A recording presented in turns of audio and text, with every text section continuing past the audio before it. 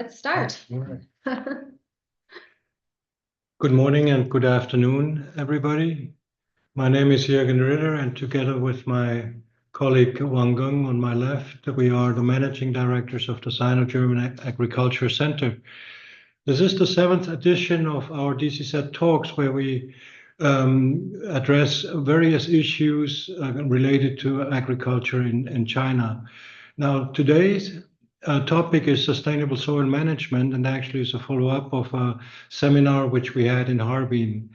In order to leave enough time for discussion and presentations, I will hand over to the moderator of today's session, Ms. Michaela Böhme, on my right, and wish us all very interesting presentations and a lively discussion, hopefully. Thank you very much. Yeah, thank you, Juergen. Welcome, everyone. Welcome to our speakers. Also, welcome to the audience in this webinar.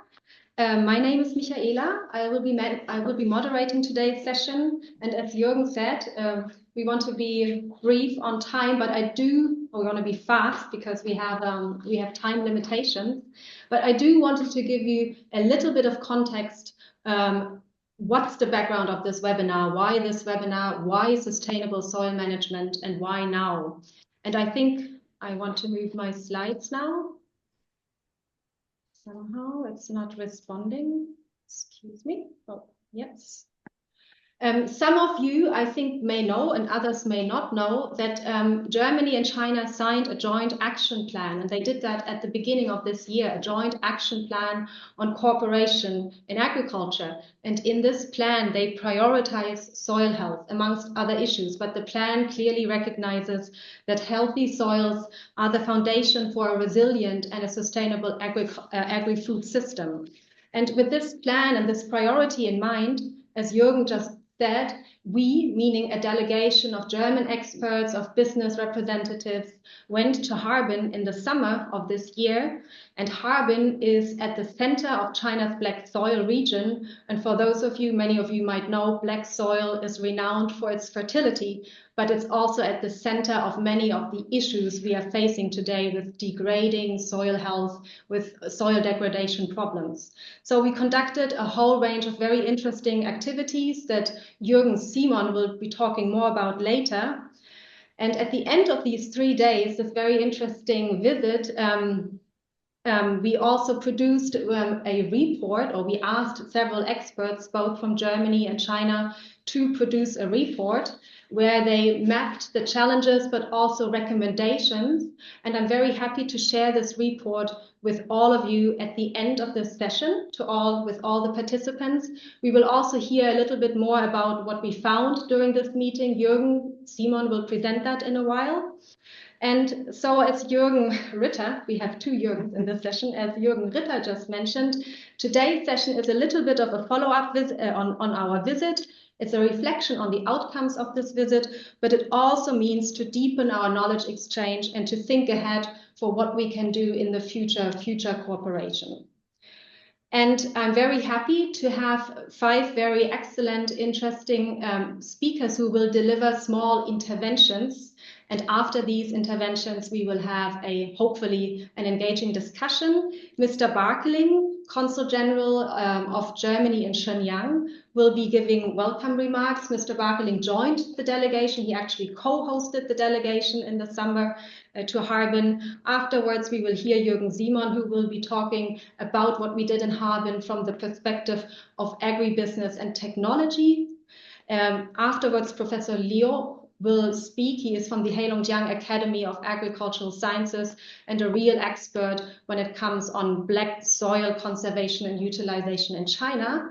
And after that, we want to go down to the ground and look at 2 very practical examples of how farmers in China and in Germany actually implement sustainable soil management practices. And afterwards, hopefully, we will have a discussion. And with that, I want to hand over to Mr. Barkeling. And Mr. Barkeling, we can see you. Please deliver your welcome remarks. Ja, vielen Dank, Frau Böhme, dear Mr. Ritter, dear Mr. Wang Geng, lieber Herr Simon, ladies and gentlemen. And thank you very much for DCZ for inviting me to speak on the very important topic of soil protection. And just last week, on the 5th of December, the World Soil Day took place. And this international day is an important milestone to underline annually the importance of soil as a natural resource and to promote soil protection.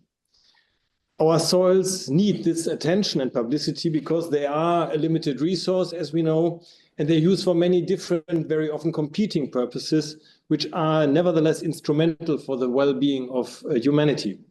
They are the essential basis for the production of the food we eat. They make a significant contribution to a healthy natural environment, to our biodiversity, to our clean water and clean energy. But they're also under stress.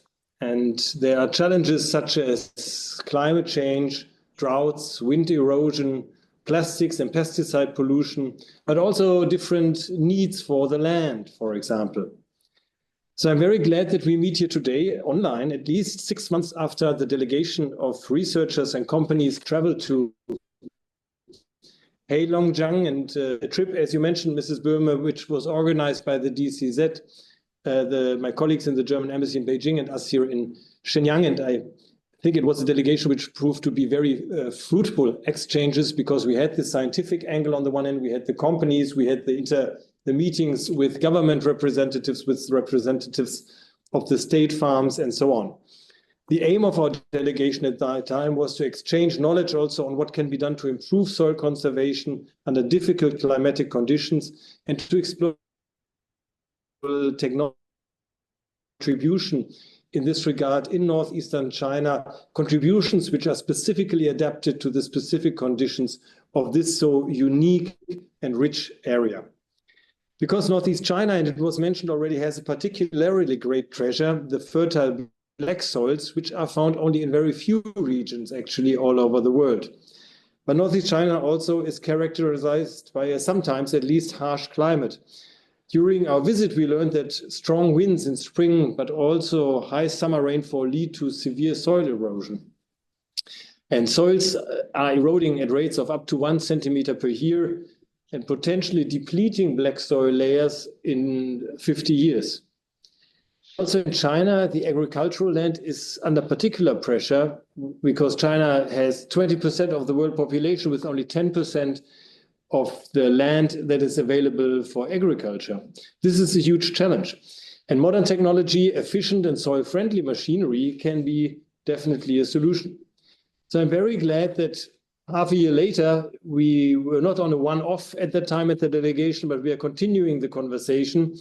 And so I look forward to learning more from the many distinguished speakers today on sustainable soil management. We need solutions that combine agricultural production with resource and soil conservation. We need to preserve the soil, but at the same time use it in such a way that the growing world population, not only in China, but also across our planet, can be fed.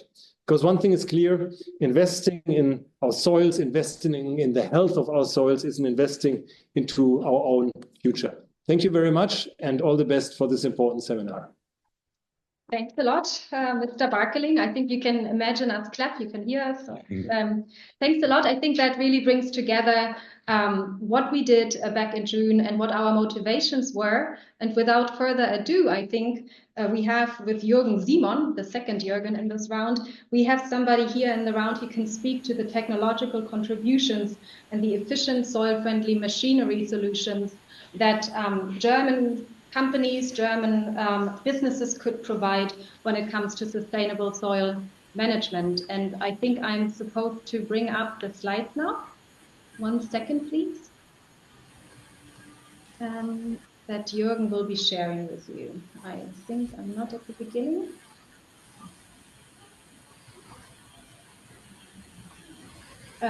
Can you all see the slides in full? Yeah, great. So please, Juergen. Thank you so much, Michaela. Thank you very much, ladies and gentlemen. Good afternoon and good morning. Thank you very much for having me, Juergen Simon from CLAAS. I would like to give a small review, as Mr. Barkeling also mentioned already, of our trip in Harbin. Next slide, please. Where we had the chance to visit during a 2 days program the area of Harbin and to get to know more about the black soil environment.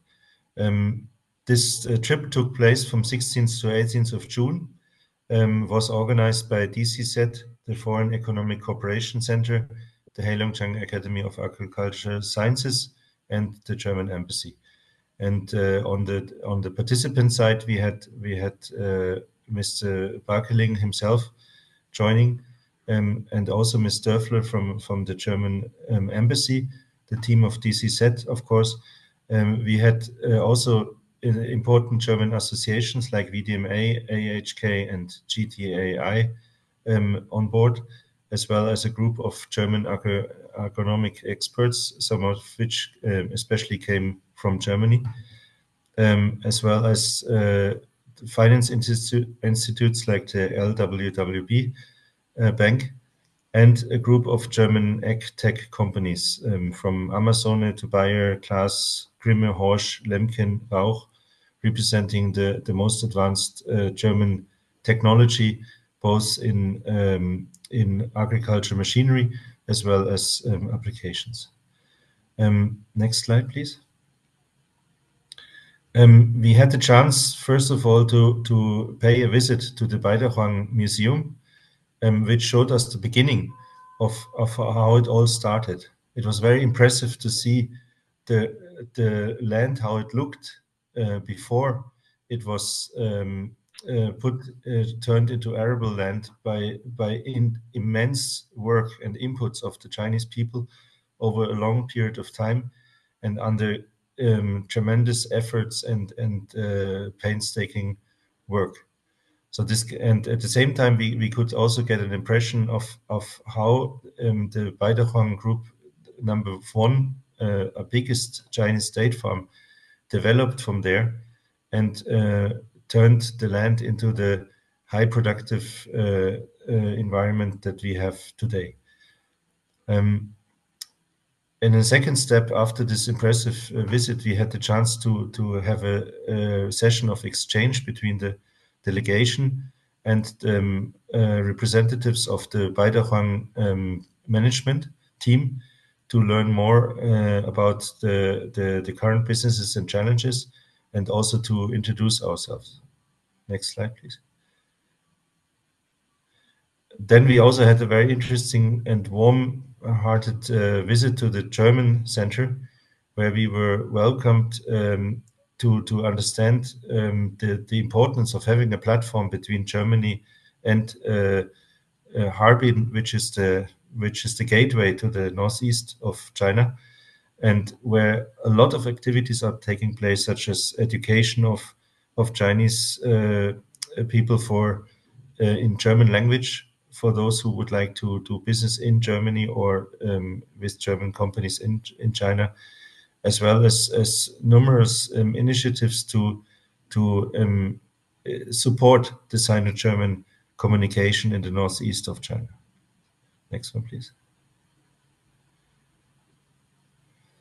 Then another highlight was the Symposium of Sustainable Soil Management hosted by the HAAS, where we got some more background information presented by domestic and foreign experts about the black soil and black soil related challenges, but also solutions and projects that are being worked on. Next one, please. Complementary to that, we had the chance to visit some of the experimental fields of the Harbin Academy of Black Soil Conservation and Utilization, where actual tests are being carried out. And the topic of black soil protection is explored in a very professional and also serious scientific way. Thank you. Next one. As one of the last highlights was the visit of the HORSCH Field Day, which is taking place annually. HORSCH is the first German agriculture company which actually is hosted has its China headquarters in Harbin, and was inviting state farms and customers and farmers from all around, mainly northeastern part of China, to their annual event where we could see the advanced technologies of HORSCH and how they contribute to soil protection and to modernization in farming. Next one, please. So if I look now back a little bit, what were the conclusions? Some of the conclusions were very well summarized by DCZ here in the first two boxes. Heilongjiang, clearly #1 province in terms of grain output. We're talking about 80 million tons per year today. Also impressive that China is the first country on the globe which is protecting its black soil through legislation. The China Black Soil Protection Law has been issued in 2022. It is a young law, but we can see, we know China's speed, we know the seriousness of such kind of initiatives, and we could also observe that many things are happening following this new law. We heard already severe soil degradation is one of the big challenges.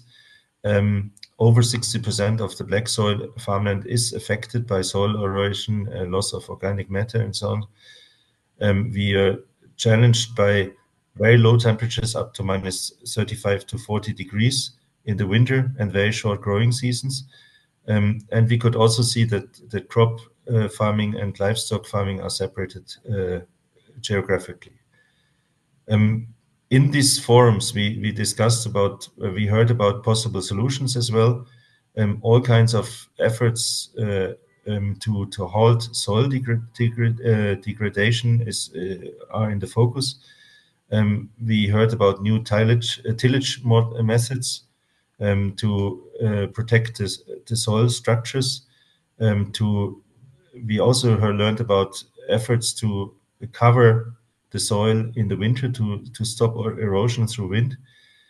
And then also combined strategies including fertilization, crop rotations, intercropping to promote better nutrient management, as well as landscaping elements which would include planting trees, hedgerows, and so on to break the wind from blowing away the top of the soil.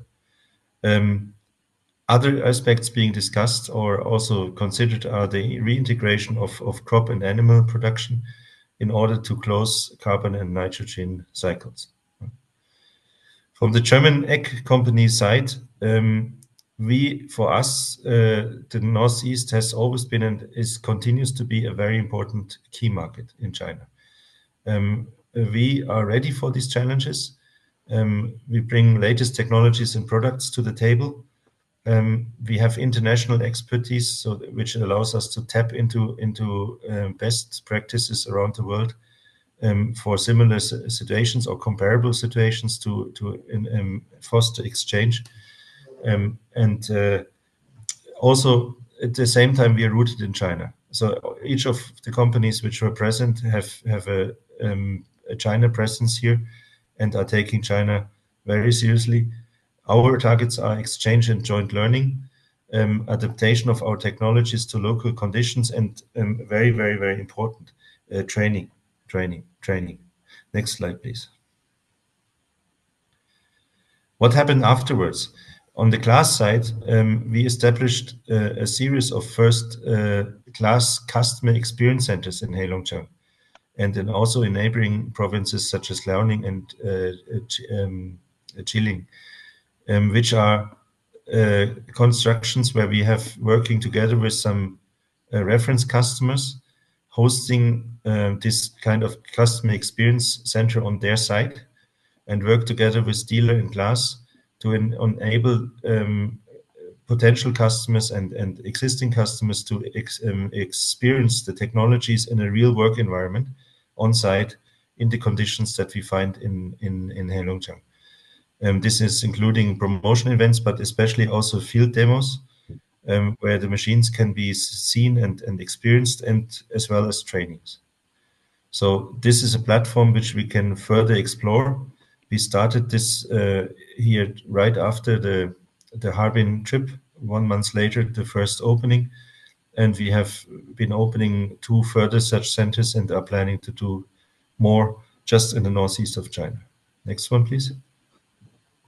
Also, as another highlight for CLAAS was the opening of the official CLAAS China Northeast Operation Center in Harbin at the end of October, where we had our chairwoman and representative of the CLAAS family, Mrs. Klaas Mühlhäuser, and members of the group management here in Harbin to celebrate this opening and as well as to sign a strategic cooperation agreement for the Sino-German Agricultural Equipment Future Technology Industrial Park, and to make sure that we have here local presence, technical and service support for our customers on site and around this huge northeast part of China.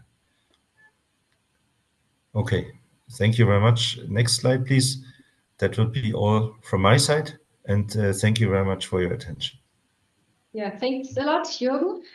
I think the bad thing about online events is you can't really hear people are clapping. Imagine us clapping. I think that gave a very nice overview of what happened also to those people, of those amongst the speakers who didn't join the event, and also people in the audience, and also interesting to see what then happened afterwards. And the centers that you've opened. And I think perhaps that gives us the chance to also not just participate in HORSCH field days, but in the future participate in a CLAAS demonstration day. We would be definitely up for it. Okay, without much further ado, I would like to hand over to Professor Liu. He is from the Heilongjiang Academy of Agricultural Sciences, and as I mentioned before, a real specialist and researcher on black soil. And he will update us on conservation and utilization challenges and practices in China. Professor Liu, could you put your slide on full screen? I think it's, yeah, it's probably coming up.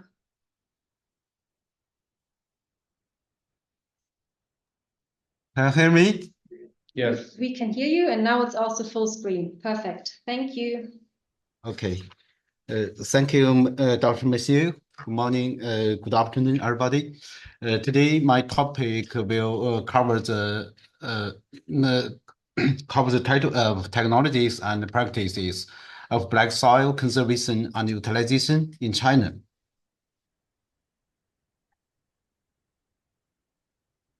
My talk will include the 4 parts. First is black soils in the world, then black soils in China. Then I will introduce something about practices of black soil conservation in China. The last is conclusions. Then what are black soils? According to the International Network for Black Soils are soils with thick, dark-colored horizons rich in organic carbon. Follow the definition of FAO. Black soils are mineral soils with a have black surface horizon enriched with organic carbon that is at least 25 centimeters deep. From the definition, we can see that black soils have at least 2 characteristics. The first is the black surface layer that is enriched with organic carbon. The picture on the right is a typical black soil profile. From the picture, we can see that there are from top to bottom is surface soil layers, plough pan, coal soil layers, and green layers. This is a typical black soil profile. So, where are the black soils around the world? Black soils globally, there are an estimated 725 million hectares of black soils worldwide. The total area of black soils accounts for less than 17% of the global land area, and there are 4 black soil areas on the Earth. The first is the Ukraine, Ukraine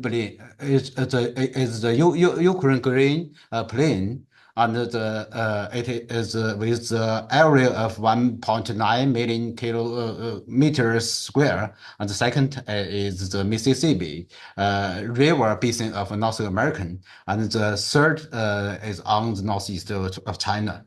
With the area of 1.09 million kilometers square. And the last one is the Pampas Savanna of Argentina.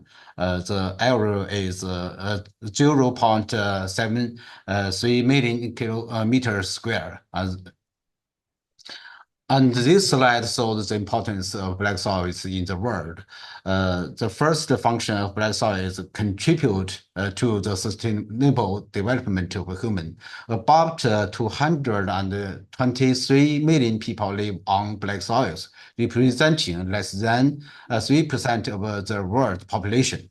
However, black soils concentrate substantial portion of the population in these countries. For example, about 93% of the Moldovan population live in black soils area. And in the Russian Federation, black soils accounts for 19% of the world's land area, and yet are home to nearly half of the Russian. Black soils also cover 14% of Argentina area, and yet are home to over half of the country's population. And the second importance of the black soil is the function of green production. Globally, black soils produce more than 60% of sunflowers, 51% of millet, and 46% of barley, 42% of sugar beet, and about 1/3 wheat, etc. And black soils not only sustain the people settled on them, but also feed the rest of the world through agricultural products exports, despite representing a small proportion of the world's soils. So we can see that black soils feed the world. And the third function of black soil is to keep the global carbon balance. Just as we know, black soil is formed under the vegetation of a shrub, meadow steppe, and its formation process is mainly the leaching process of humus. The average content of organic matter is generally between from 3% to 10%, and the proportion of organic carbon in black soil is the highest compared to other types of soils. Shut down the camera, please. And black soils in China, the black soils in China, just as we know, China is a large agriculture country, raising 20% of the population of 7% of the world. The black soils is not only a main production base of grain, but also the main base of energy, wood, coal, and iron and steel in China, and also the ecological sector for China. The area of black soils in China is 1.09 million kilometers square, and of which 41.9% is cultivated land. And this slide shows the black soil distribution in China. The administrative region involves Liaoning province, Jilin province, Heilongjiang province, and parts of eastern Inner Mongolia. And there are 7 types of black soils in China. And this slide shows the green production in black soils. The black soil in northeast China accounts for 1/5 of green production, and the commodity rate is 1/3, ranking first in the country. And Heilongjiang province is the core area of black soil in northeast China, with a stable grain yield of 75 million tons, achieving 20 consecutive good harvest, and ranking first in China in total production for 14 years. The third part, I will introduce something about the practice of black soil conservation in China. China government attaches great importance on black soil conservation. Xi Jinping, General Secretary of CBC Central Committee, emphasized during his inspection in Heilongjiang province in 2016. He said it's necessary to take various measures, such as engineering, agronomy, biology, etc., to mobilize the enthusiasm of farmers and to protect and make good use of black soils. And China was the first country to protect black soils through legislation around the world. This is the Black Soils Protection Law of the People's Republic of China. China launched a series of policies to protect the black soils. And there are many continuous fundings to protect the black soils. Since 2013, the Chinese government has attached an annual fund of $70 million to carry out pilot projects for the protection and utilization for black soils in 17 counties, now in 32 counties nationwide in 2019. Also, we promote straw return and organic fertilizer. First, increasing soil organic matter content, improve soil physical and chemical properties. Second is promote conservation techniques and techniques.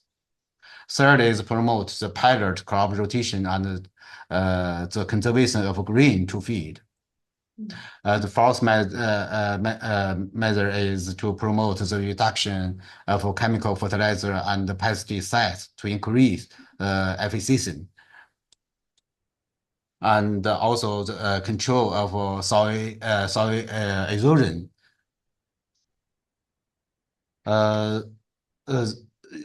Just as we know, there are 8 of 17 Sustainable Development Goals are directly related to the conservation and the use of black soil.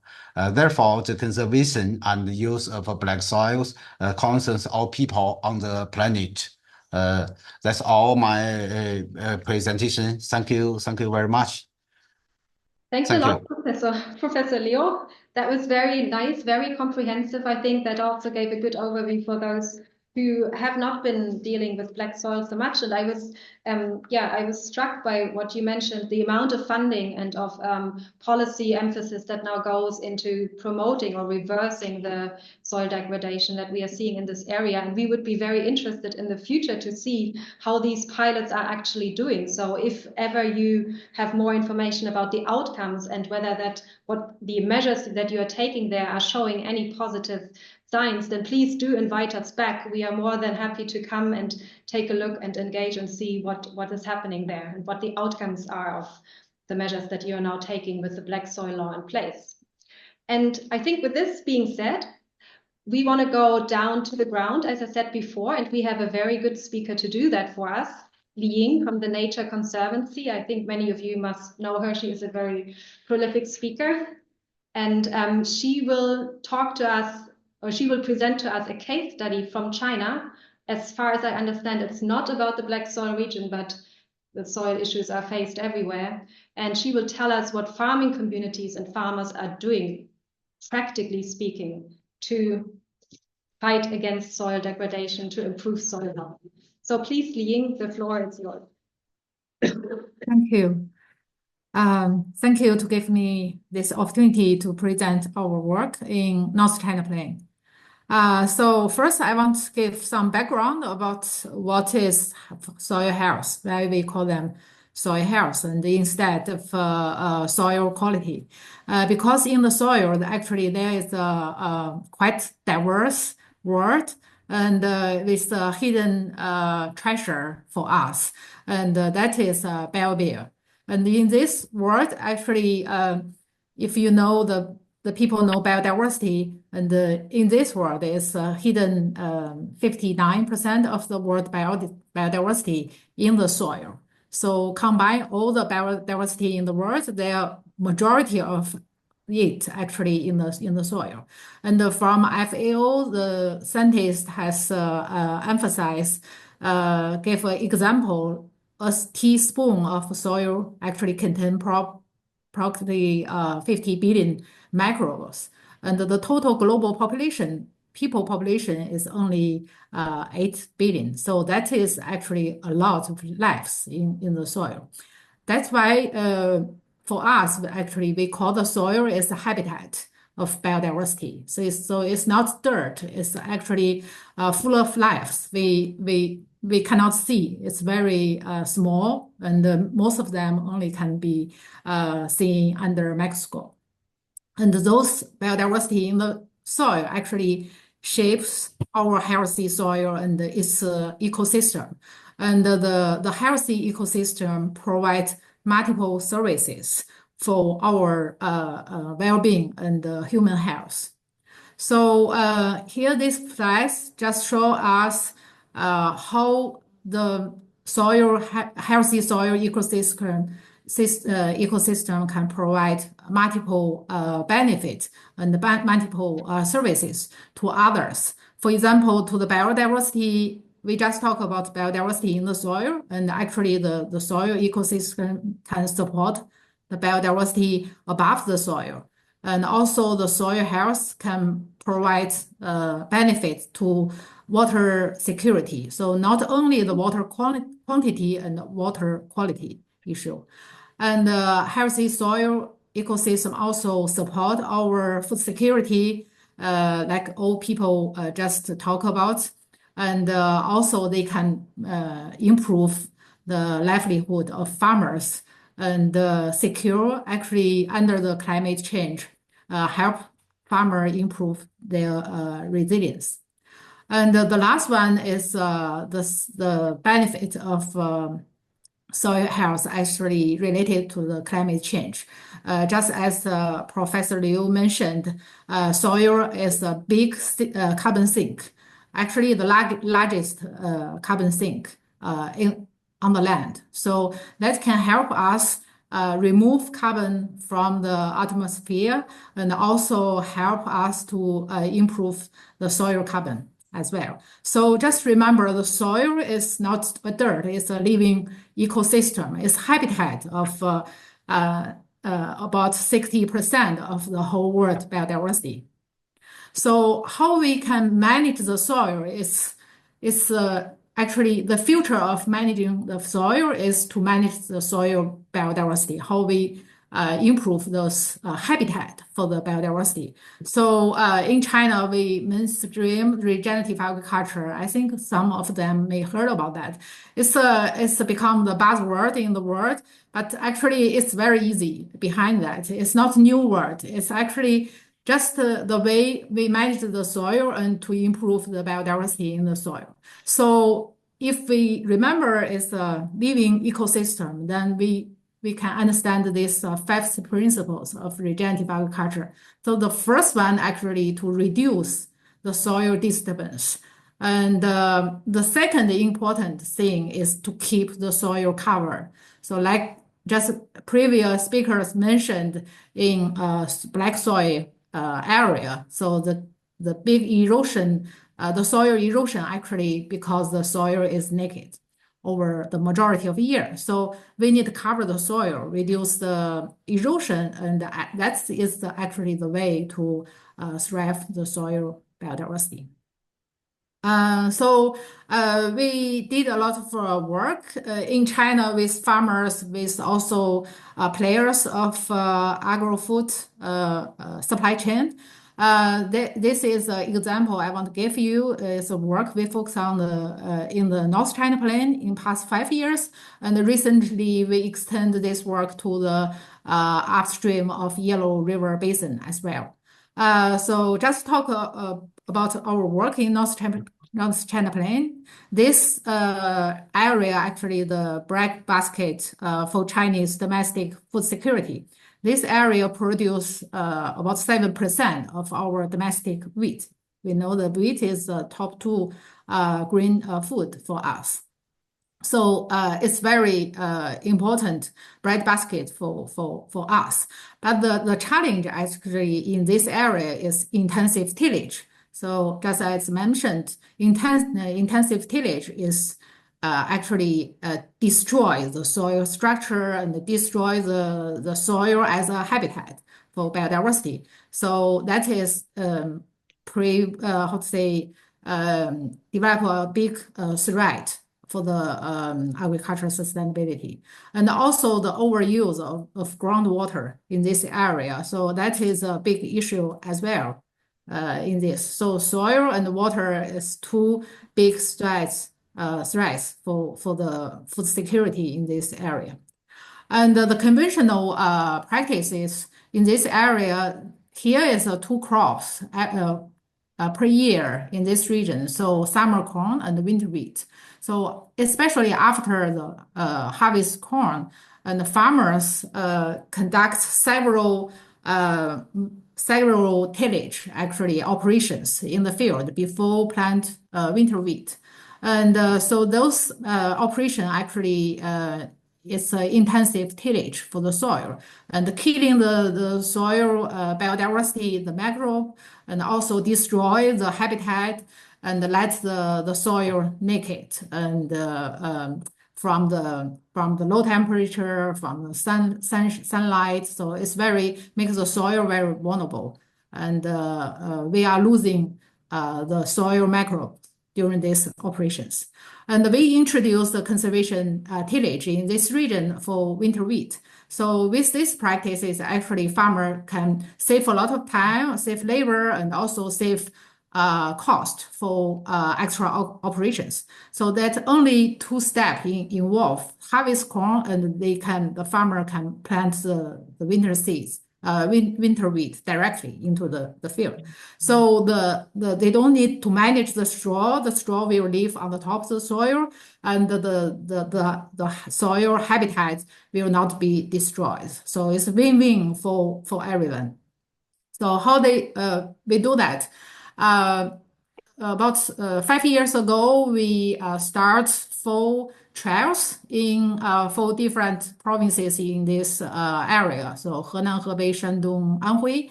We made 3 different treatments. One is plowing and the subsoil tillage, and the second is the conventional way of local farmer to incorporate the straw.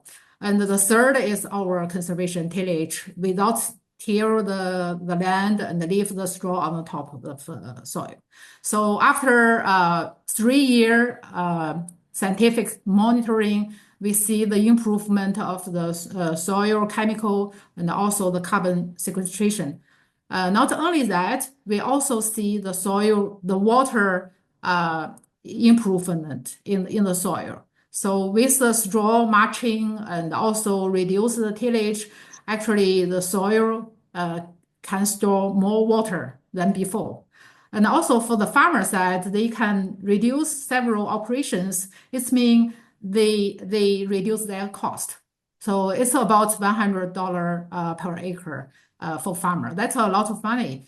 It's never can be have this kind of cost cut if from other way.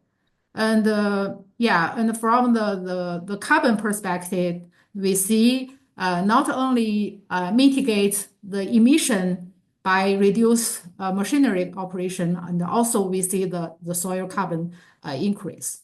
So there are many benefits actually from our 4 sites trials and the 3-year data. So there's just some photo I want to show you our 2 of 4 trials. So you see the conservation tillage, the wheat even can grow longer, at least 5 days longer than others. So it's have potential yield increase as well. So after 3 years, we also invite farmers to adopt this and try these practices in their farm. And then we survey those early adopters to see how the yield the result. And from 10 early adopters from 4 different regions, we see it's actually no yield reduction, and even actually most of them have yield increase. Although the data is not significantly how to say different, but most of the farmer report this increase. And next, I want to show you the last slides, a few slides I want to show you. So these practices, when we preserve the soil biodiversity, is not only for the carbon for the farmer, it's actually increase the farmer resilience when they are facing climate extreme weather. So I give a few examples from our early adopters. So here is a flooding issue in Henan 3 years ago. It's very famous flooding because it's caused very serious results. And we help the farmer actually because the planting wheat planting window is very short than before and have 1 month delay. So with conservation tillage, the farmer can plant the wheat very fast in the short window. And then the next year when the wheat grow, we make the comparison, and the conservation tillage wheat actually have very strong root system, and they grow very well, and the yield is very good as well. And another example is extreme cold, because winter wheat need to grow over winter. So 2 years ago, actually every year they have very extreme cold events. And that is the early adopter from Hebei sent us some photos. So you see the left side is conventional tillage, the right side is conservation tillage, and our conservation tillage has very good root system because the soil is healthy, and also the plant is very green compared with conventional. And here is another case about strong wind. It's in the early summer before the harvest time, so it's very delicate period. So that is a photo also sent by our early adopters, and he also post a message in his WeChat and to tell people how he appreciates these practices compared with his neighbor conducting conventional tillage. There is another extreme weather drought for agriculture is very devastating.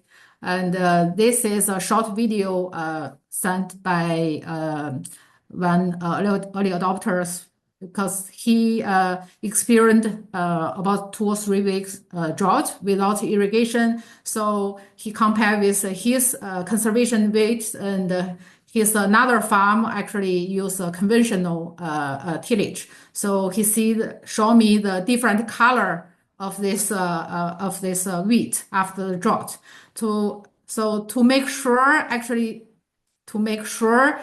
it's not because the color difference, not because of the camera issue. So I asked him to also capture the tree, so we can see the tree leaves color is the same. So it should be the good color actually for the audience. So you will see. So you'll see it's very strong resilience to restore the soil habitat and improve the soil health for the farmers.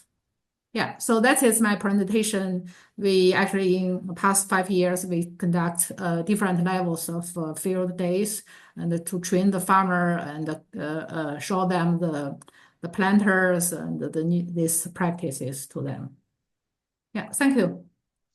Thanks a lot, Ying. That was very fascinating as always, and I can imagine there are already many questions, perhaps also with the audience. And I think one of the questions I would have is related to adoption, like do we see enough people adopting this method, and if not, then why? But I think we will have to hold back for a little while until we get to the discussion part of the seminar. And finally, I would like to invite Patrick Paziener from HORSCH. I'm a little bit confused, but I think he mostly works in China, but often he works in Germany as well, and sometimes he works in Australia. But today I think he will give us some concrete examples of what farmers in Germany are doing to combat soil degradation issues, or what they are doing to improve soil health. So Patrick, please go ahead with your case study from Germany. Yeah, good afternoon, good morning, everyone. Thank you for the invitation to this event, and I'm also very grateful for all these insights I already got from the other speakers. It is great to see that people all around the world basically work on the same topic. What I will do today, I will present a few examples and also reasons why soil conservation practices are being implemented in my home country, in Germany. I work, as Michaela said, internationally, but I did all my education in Germany and I grew up around farming in Germany. So I think I have a few insights I can contribute. Yes. To give a little bit of a context, I think we heard before that this is a follow-up event of an event we did in earlier this year in Harbin, where we looked at some issues in regards to soil protection in northern China. But what I want to say here, again, it's a global topic. Soil conservation is important everywhere around the world. And also in Germany, we have issues with soil degradation and soil erosion. More than 30% in Germany, or more than 30% of German soils, they have a medium to very high risk of erosion. And we also have 10 to 20% of soils that have been highly compacted due to agricultural practices in the past or practices now. So there is also a call for action in Europe, of course. And for that, I brought with me 3 examples and reasons why farmers are implementing this. The first example I want to mention here is also something that lines up with what we heard from Ying just before. It's one of these 5 aspects of regenerative agriculture, and that is to reduce soil disturbance. Just to get everyone on the same page, because not everyone was in Harbin, we talked a lot about reducing soil tillage intensity, but we basically have 3 different options to deal with tillage. One is the conventional way, which we learned a lot about just now with Ying, which means basically turning the soil and doing several passes and leaving a very nice seed bed, at least for the machinery we had in the past. You can see on the bottom left side. We have the conservation tillage methods. In my definition, this would mean everything that loosens the soil but not turns the soil. So we have kind of a little bit of straw still on top of the soil, and the most extensive soil tillage practice, I mean the practice that uses less and less soil movement, is the direct seeding, no-till, of course. And when I talk with farmers, with clients, I always use this example of a blanket, which I think is very helpful because when we look at erosion, of course, we want our soil to be covered at least to some extent. So we have, for example, protection from rain or winds. And that's why I like to use these 3 pictures on the bottom, where we can see that there's at least some kind of protection with the different tillage methods when we talk about conservation or direct seeding. There's many different aspects to this, and most of them, they always sound very nice. For example, we decrease intensity, we increase working capacity if we move towards direct seeding or towards conservation tillage. We heard this before today that the erosion risk is less, and we increase a better soil structure. We leave the soil as it is. We create a soil that is more or it's better able to also handle loads. So if we drive on soil that has not been disturbed so much, machinery will not destroy or compact it as much.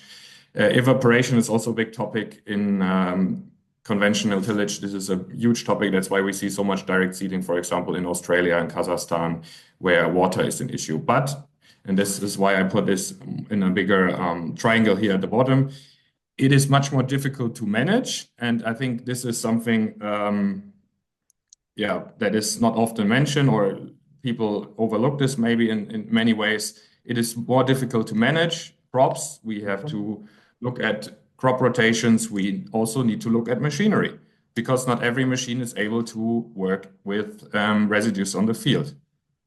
And despite all these challenges, I see, when I look at the data, and also when I remember back, or when I go back in time in my memory to my childhood, we had a lot of plowing going on in Europe, especially in Germany in the past. It still is, but there's a continuous trend towards conservation tillage.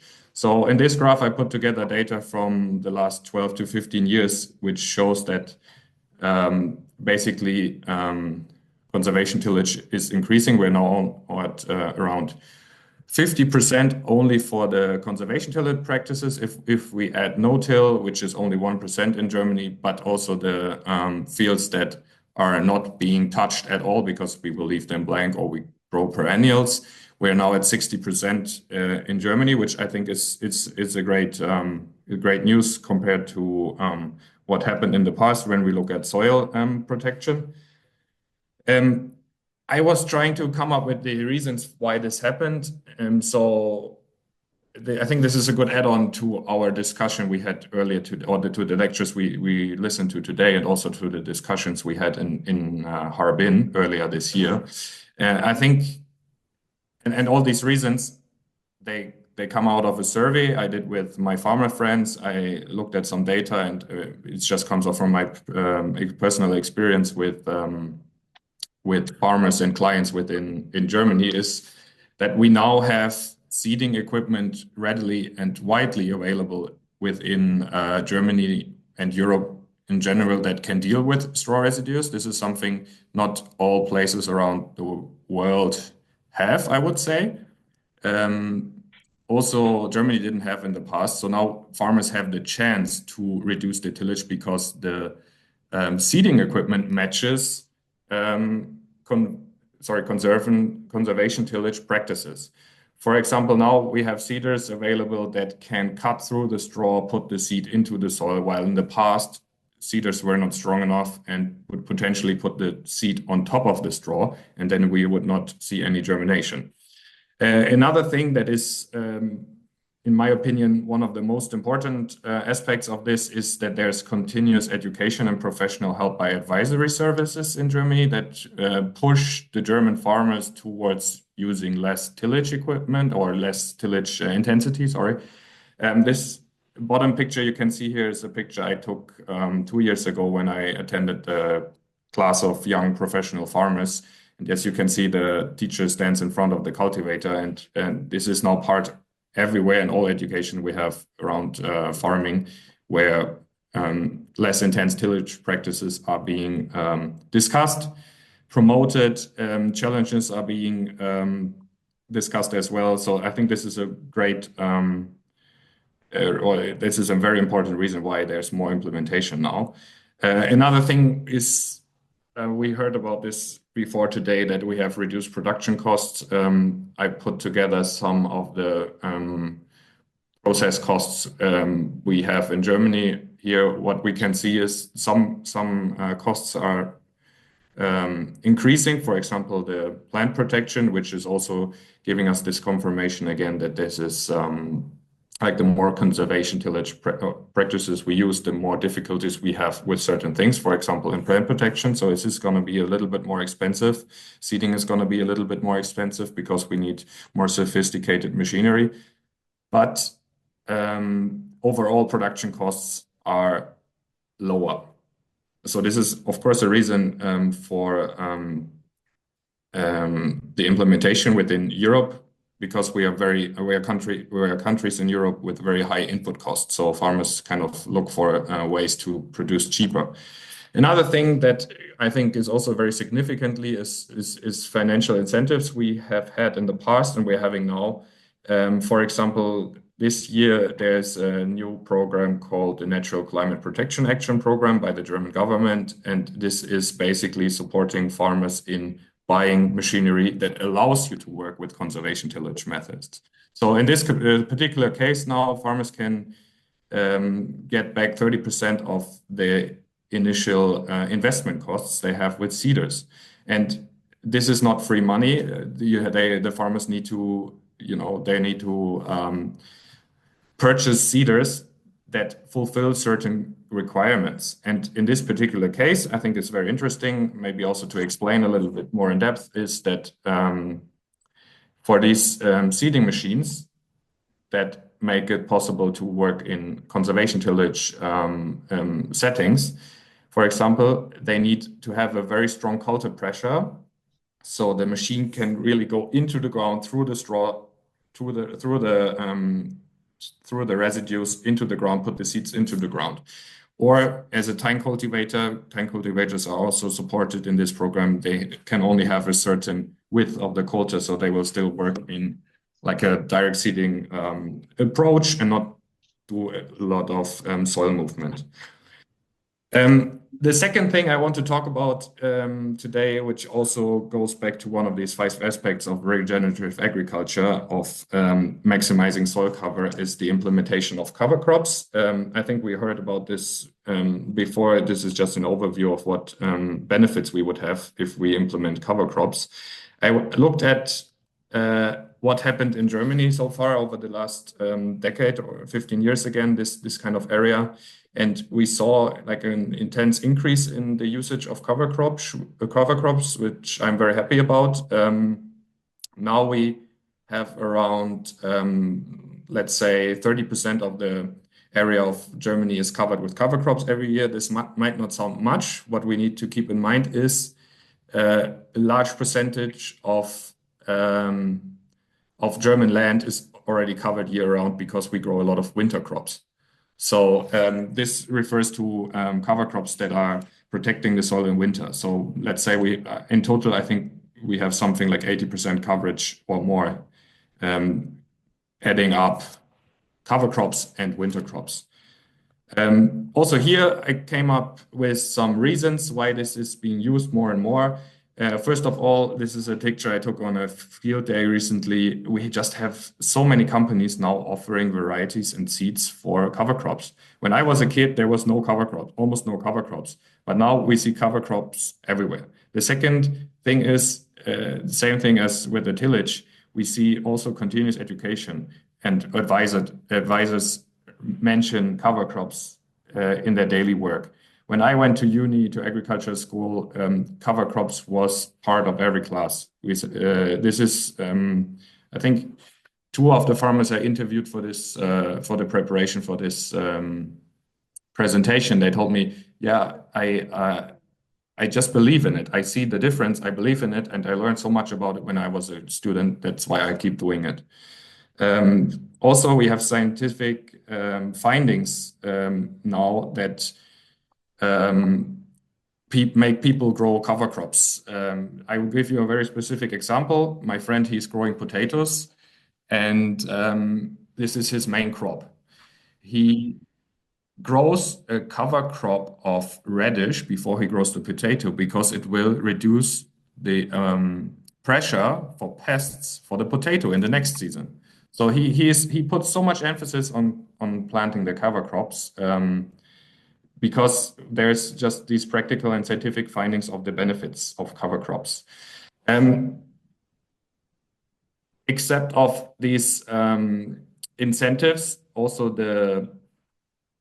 there's financial incentives to grow cover crops. I think as most of us know, European farmers receive subsidies for farming their land, which averages at around 280 euros a hectare, roughly 150 yuan per mu.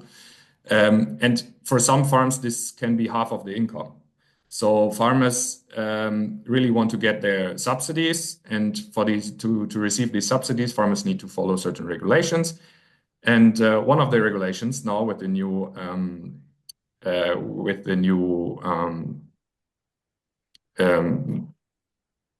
one of these regulations tells the farmers to grow a cover crop if they grow the same crop twice in a row. So basically, farmers need to grow a cover crop to receive the full subsidy, otherwise they will not get it. I'll give you a practical example also now. I think this is nice because this goes back to our discussion we had in Harbin. There's a few companies now popping up everywhere that helps you seed these cover crops. And now we're also using Chinese drones in Germany to grow cover crops because we can grow them or we can seed them in the standing crops days or weeks even before they've been harvested. I always heard this argument when we talked in Harbin that the season is too short to grow cover crops here. But with this method, for example, and this can also be done with a fertilizer spreader, for example, just seed into the crops. And yeah, we can achieve, as you can see on the right side, we can achieve some growth of a cover crop even before the harvest is done. And the last example here, this is going to be a short one. This has also been mentioned in regards to soil protection a lot. I heard from the Ying before, and it's another one of these 5 aspects of regenerative agriculture is to maximize crop diversity. As we all know, it prevents soil erosion by maintaining like a ground cover. If we match crops that will basically cover the field all year round, and it improves soil stability. There's a few constraints also within Germany.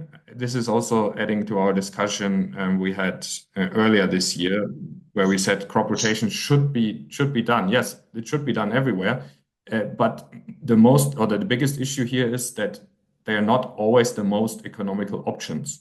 So that's why farmers still struggle a little bit with implementing very, very wide crop rotations.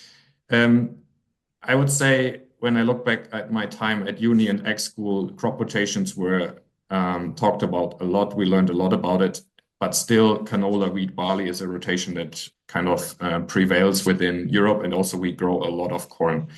In my experience, and also when I talk to my friends and clients, is that farmers just lack experience with the new crops because they haven't been growing them for a long time, or that there's not enough infrastructure to process these crops. So there's still a few constraints. But now with our new regulations of 2024, there is new financial incentives for farmers to also implement more wider crop rotations. As I said, farmers need to follow regulations in Europe so they can receive their subsidies, and this makes up a huge portion of their income. Now we have relatively strict measures when it comes to crop rotations. At least 2 different crops must be grown in each field in 3 years within Germany to receive the full income. And this is, I think, a very great incentive here is you can receive additional 60 euros a hectare or 32 yuan per mu if you have more than 5 crops in your crop rotation. So I think now spring crops, legumes, sunflowers become more interesting to all of my farmer friends and clients because they say we get an additional income. Okay, my summary is the implementation of soil protection measures in Germany is influenced by many different aspects, as you saw before, financial, education, and so on. And most likely, the combination of all of them can determine their success of implementation. Thank you very much, and I'm very much looking forward to our discussion. Yeah, thanks so much, Patrick. That was actually very, very interesting, very inspiring. I think I think I'm too negative in a way when I'm thinking about what is happening in terms of sustainable soil management practices. So it seems there is a lot of movement actually on the ground. So thank you for this. I have a very short question in the chat that I want to put to you right away because I think you can actually answer this in one sentence. LIU Jie from University of Hohenheim is asking who organized and funded the training or continuous education that you attended 2 years ago in that picture you presented? Who was organizing? Oh, that was me. Okay, thanks for your question. So this training is part of the dual education program for German farming professionals. And this particular training was conducted at an agricultural school. So this school is funded by either the participants or by the German government, depending on what group goes there. For these students, it was funded by the local government. I attended several different trainings there. You can also pay by yourself if you want to attend, but this school is open for everyone. But for these young farmers, it's all paid. Okay, thank you. I think that answered the question. Now we are sort of getting into the discussion part, and I can imagine many of you in the audience have many questions. So now would be your time. You can either type your question into the chat, or you can raise your hand, and then my colleague Ahmadjan will promote you to panelist, meaning you will see a little pop-up on your screen. You click yes, and then your video and your sound will come up, and you can also formulate your question directly. And as you may be thinking about what you want to ask or how to formulate your question, I want to put a very simple question to all of the panelists together, and I'm also gonna share this. But I do think now that we've listened to the presentations, I think at least Patrick sort of answered that question already from his perspective. So my impression was that there is extensive research on improving soil health, what can be done to mitigate soil degradation.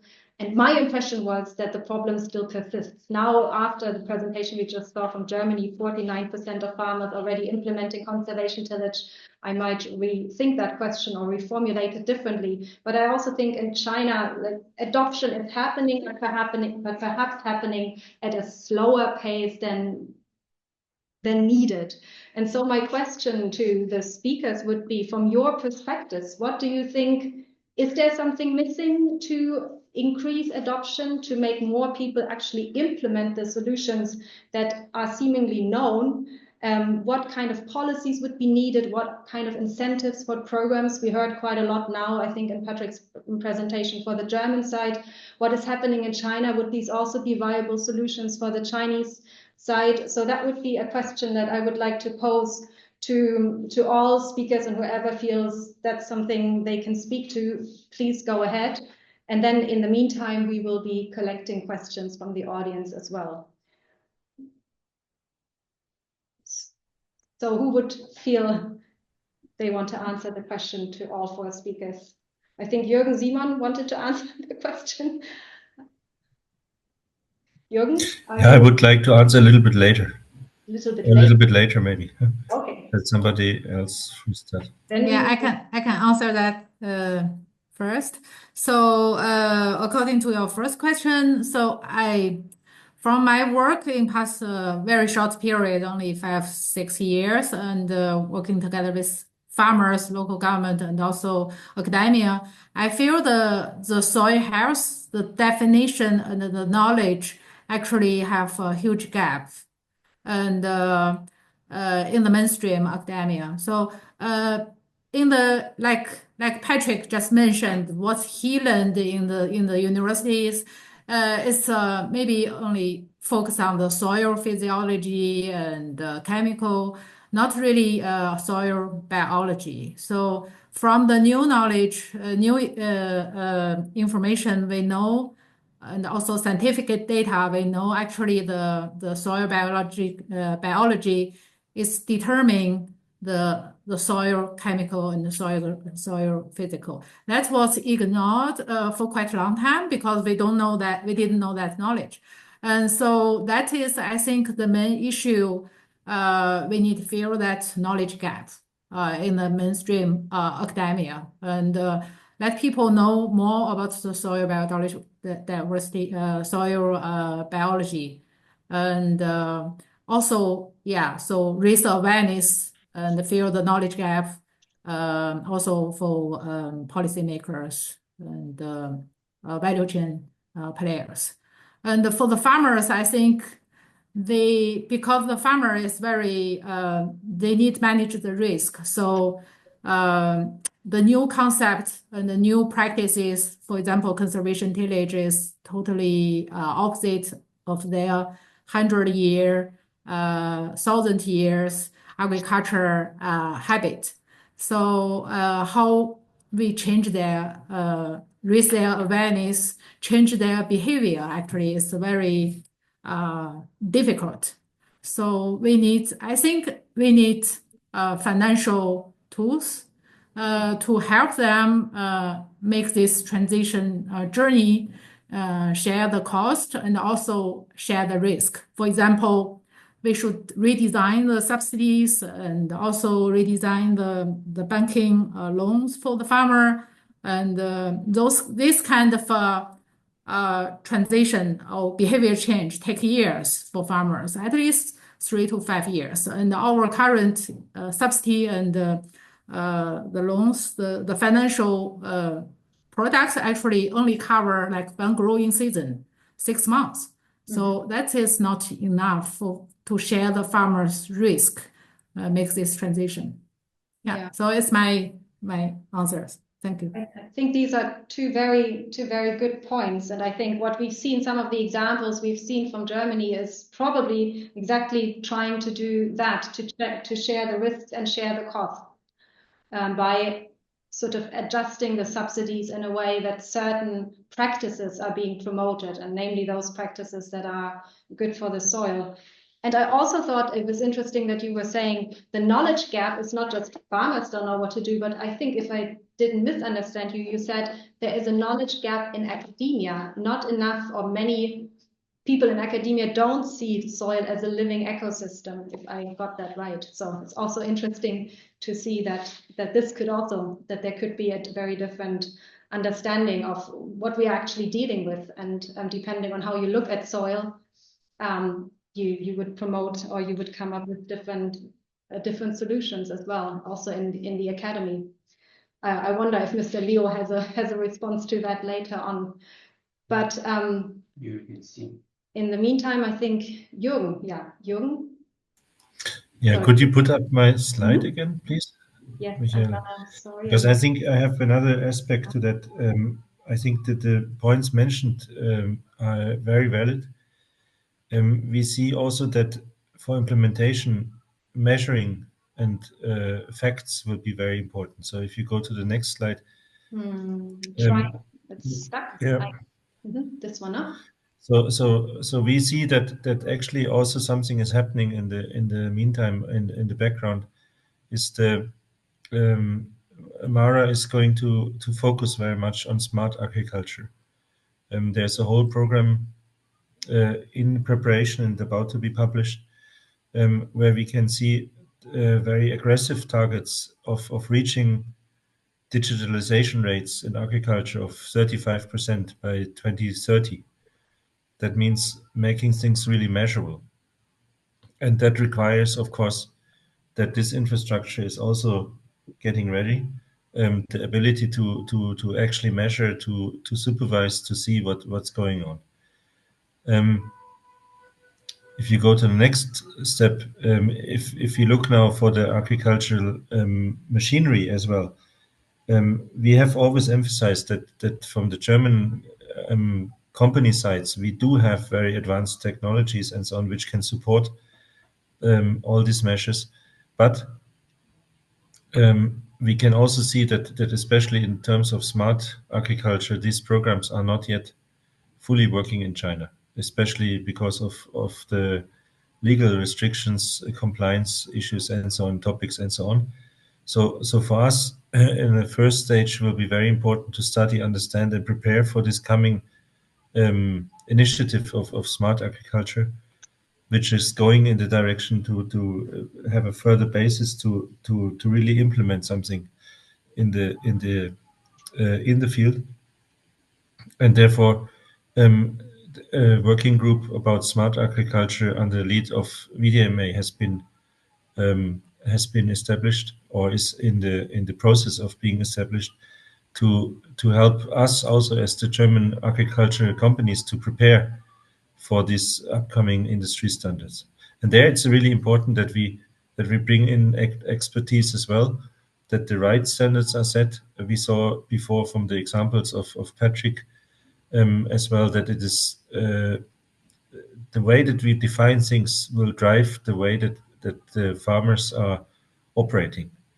And if that is set in the right way, with the right understanding behind, like Ms. Ying said now several times, Ms. Lee, sorry, that the importance of regarding the soil as a living thing, then it will go in the right direction. Otherwise, might be going into something which is driven by the industries.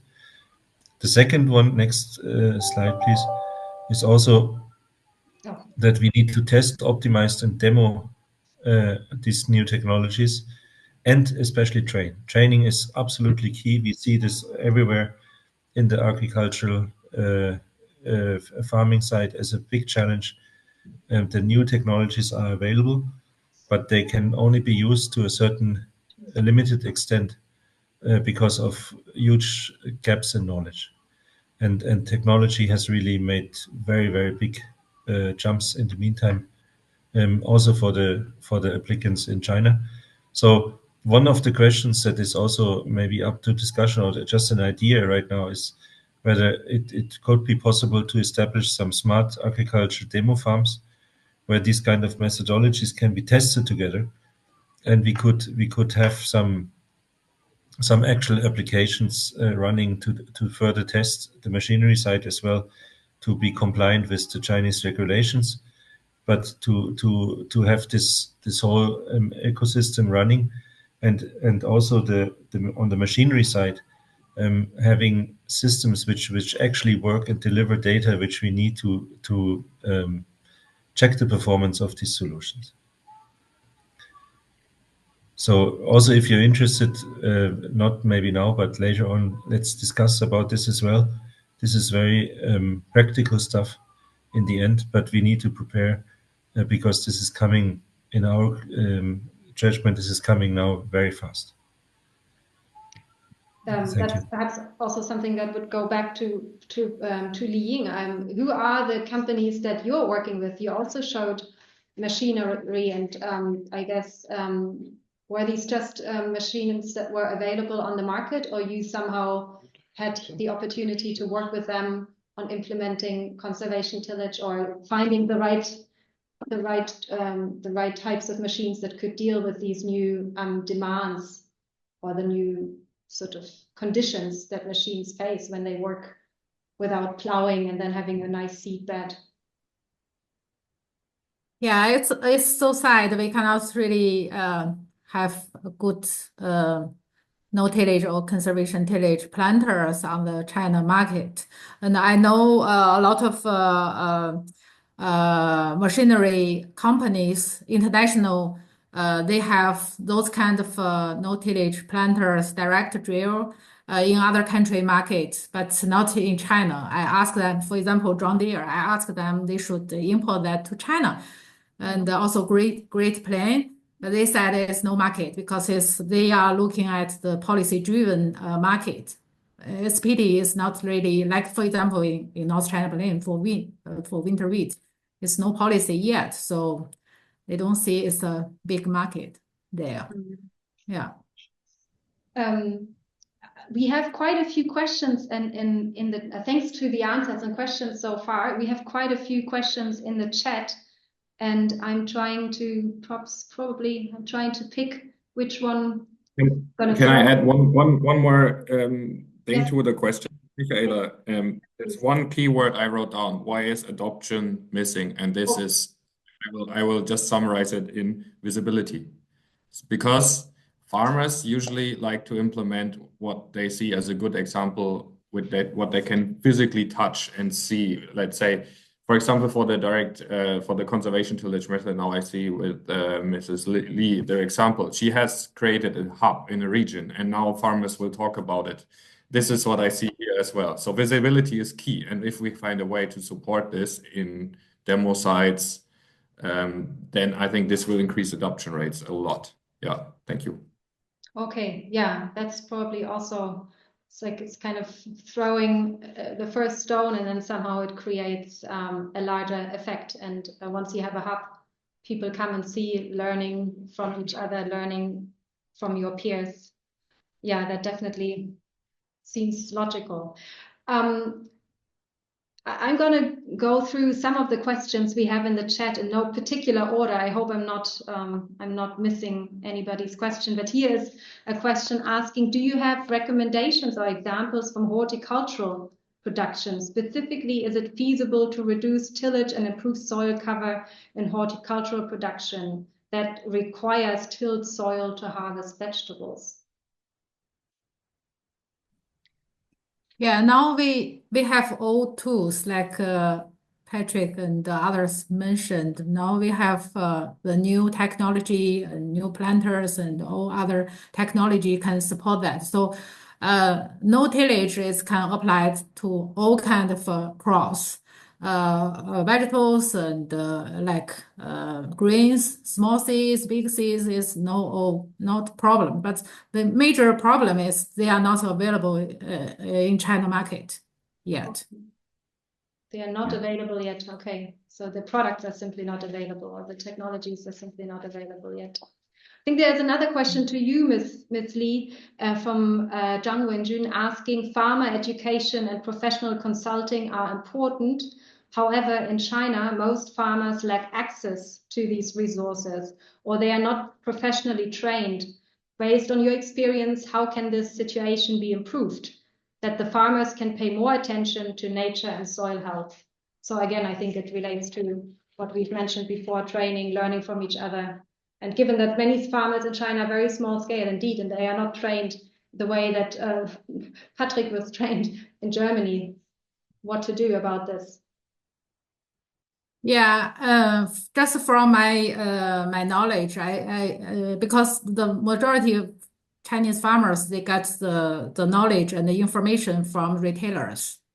So we call them, they are last mile education system for farmers. So I think we should also, like for us, we are working with a lot of agricultural input retailers to deliver the right knowledge to them and first raise awareness of these retailers' knowledge about nature, soil health, then let them to deliver direct knowledge to farmers.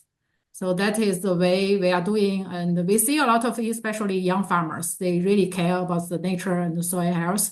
So for example, some farmers we met in Mongolia, and they use plastic film a lot in the field. But a lot of young farmers, they told me they will never use a plastic film, even they lost yield, because they feel it's when plastic going to the soil, there's no way to remove them. So they don't want destroy their soil. Yeah. And what about these kind of mechanisms of demonstration farms, or what Juergen Simon just mentioned? What is your experience with this? I mean, I think the German side would usually consider this a very feasible and good example. Does anybody have any experience or could speak to that issue? Well, Professor Leo is raising his hand.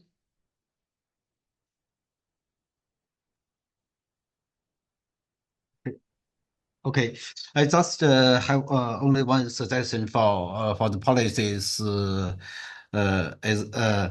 I think we should pay more attention to pay more attention to the reclamation of medium and low yield farmland reclamation while we are making policies. I just take the Heilongjiang province as an example to support my idea. In Heilongjiang province, there is a core area of black soils distribution. Just as we know, there are 17.2 million hectares of cropland. But according to our investigation, there are more than 50% medium and low yielding farmland. And this this farmland has some soil substitutes and limited the crop production, such as the Arabic soil with white and tough obstacle layers, and meadow soil with water loading obstacles, and swamp soil and saline, alkaline soil, etc. So removing how to remove the soil obstacles is very important for the crop production. But now there are less policies to support the reclamation of the obstacled farmland. So I think it's very important to make some policies to encourage the farmer to improve such obstacled farmland. Yeah. Maybe we can provide some subsidies, trainings program for the farmers to do such things to do this. Yeah, thank you, Professor Leo, for this perspective as well. There is more questions and debates going on in the chat. I'm kind of unable to bring it all together in the shortness of the time, so I'm very sorry to those participants who felt that they have somehow been overlooked.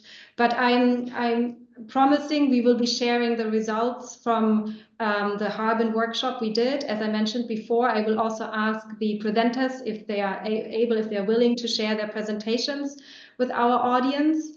And yeah, I think as a very, very short summary at the end of this event, for me, it was very, very interesting to see what is going on, both in China, and in Germany. I think there is probably happening more and more. It's going in the right direction than what I was actually thinking. It also seemed like we would need a mix of better education for farmers, demonstration projects or demonstration sites. We would need incentives or policies that help share the risks and the costs with farmers when transitioning from one type of soil management to another type of soil management.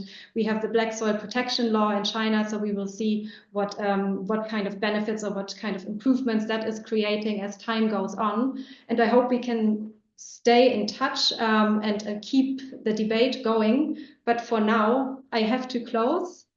Thanks to all the participants. Thanks to our speakers and to the participants who raised questions and those who were just watching.